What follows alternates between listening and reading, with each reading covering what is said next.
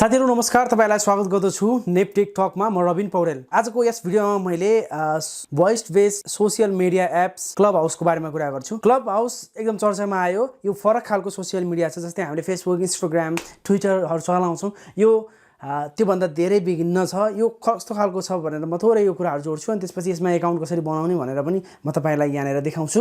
सुरुमा चाहिँ यो कस्तो खालको एप्स हो भन्दाखेरि अडियो बेस्ड हो भनेपछि तपाईले के गर्न मिल्दैन, यहाँ फोटोहरु हाल्न, भिडियोहरु हाल्न, पोस्टहरु लेख्न केही पनि मिल्दैन।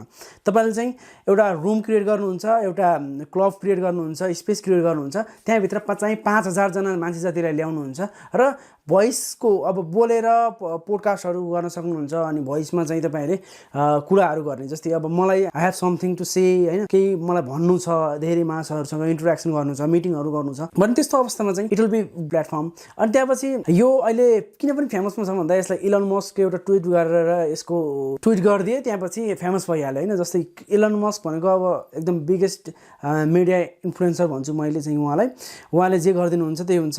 बिटकोइनको प्राइस हाई भयो, डाउन भयो उहाँकै कारणले हैन। यस्तो खालको एप्सहरु अरु थिएनन्। तपाईले हामीले फेसबुक खोल्न, ट्विटर खोल्न अनि इन्स्टाग्राम खोल्नलाई हामीलाई चाहिँ इन्भिटेसन चाहिन्थेन। यसमा चाहिँ इन्भिटेसन चाहिन्छ र इन्भिटेसन भएको मान्छेले हामीलाई इन्भाइट गरिसकेपछि हामी त्यहाँ जान सक्छौं। र सुरुमा चाहिँ हामीले थोरै अकाउन्ट क्रिएट गर्न चाहिँ सक्छौं। इन्भिटेसन नभए पनि हामी चाहिँ सुरु गरौँ है त। सुरुमा चाहिँ प्ले स्टोरमा गएर हामीले क्लब हाउस सर्च गर्नु पर्यो। क्लब हाउस सर्च गरिसकेपछि यहाँनेर तल 5 मिलियन भएको पनि देखाइरहेको छ। एउटा चाहिँ हाम्रो यहाँ अल्फा एक्सप्लोरेसन कम्पनीले गरेको छ, त्यसलाई हामीले इन्स्टल गर्छौं।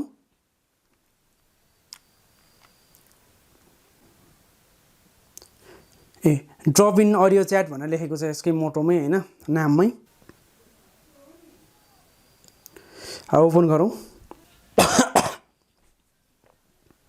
गेट योर युजर नेम भनेको छ। हामीले चाहिँ गेट योर युजर नेममा हामीले क्लिक गर्छौं। त्यसपछि आफ्नो फोन नम्बर हाल्नुहोस्। फोन नम्बर हालिसकेपछि तपाईको मोबाइलमा ओटीपी आउँछ। ओटीपी आइसकेको छ।